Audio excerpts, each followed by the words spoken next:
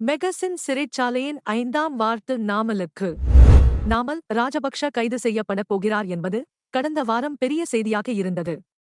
காலை 9 மணி முதல் பிற்பகல் 2:30 மணி வரை நாமல் ராஜபக்ஷ கொழும்பு குற்றப் புலனாய்வு பிரிவுக்கு அழைக்கப்பட்டு 10 ஆண்டுகளுக்கு முன்பு நடந்ததாக கூறப்படும் ஒரு சம்பவம் தொடர்பாக விசாரிக்கப்பட்டார். அது முடிந்ததும் ஊடகங்களை எதிர்கொண்டு சோர்வடைந்திருந்த நாமல் தனது ஆதரவாளர்கள், வழக்கறிஞர்கள் மற்றும் நண்பர்களுடன் மதிய உணவு சாப்பிட உணவகத்திற்கு வந்திருந்தார். இன்று நீங்கள் உள்ளே சென்று விடுவீர்கள் என்றுதான் நான் நினைத்தேன் என்று நாமலுக்கு நெருக்கமான இளம் அரசியல்வாதி ஒருவர் கூறினார். உள்ளே சென்றிருக்க வேண்டியது. நூழிலையில் தப்பினோம். மெகசின் சிறைச்சாலையின் 5ஆம் வார்டை தயாராகத்தான் வைத்திருந்தார்களாம் என்று கேள்வி என சாகர காரியவசம் கூறினார். முதலில் கிரிஷ் ஒப்பந்தத்தில் இருந்து 70 மில்லியன் லஞ்சம் வாங்கியதாக அவர்கள் என் மீது குற்றம் சாட்டினர். அது பற்றி என்னை விசாரித்தனர். என்னை உள்ளே தள்ள முயன்றனர். அந்த பிரச்சினை 12 ஆண்டுகளுக்கும் மேலானது. ஸ்ரீலங்கன் சேவைக்கு விமானங்களை வாங்கும்போது 200 மில்லியன் கமிஷன் வாங்கினேன் என்பதுதான் குற்றச்சாட்டு என்று நாமல் கூறினார். கிரிஷ் ஒப்பந்தம் மற்றும் இந்த விமான ஒப்பந்தம் இரண்டையும் ஒரே தரப்புதான் குற்றச்சாட்டுகளை முன்வைத்திருக்கிறது.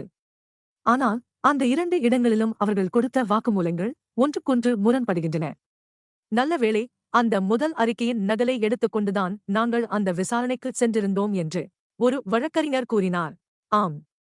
நிமல் பெரேரா தனது முதல் வாக்குமூலத்தில் தனது கணக்கிலிருந்து 70 மில்லியனை எனக்கு கொடுத்ததாக கூறுகிறார்.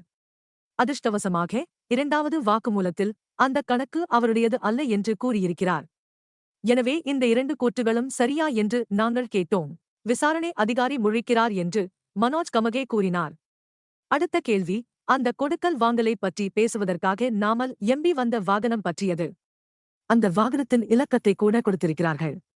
ஆனால் அந்த எண் சம்பவம் நடந்து நீண்ட காலத்திற்குப் பிறகுதான் இலங்கையில் பதிவு செய்யப்பட்டது. அதனால் அந்த குற்றச்சாட்டு அங்கேயும் தவறாகிவிட்டது. மற்றையது, அந்தச் சம்பவங்கள் நடந்த நாளன்று நாமல் எம்பி கொழும்பில் இருந்ததாகத்தான் சொன்னார்கள்.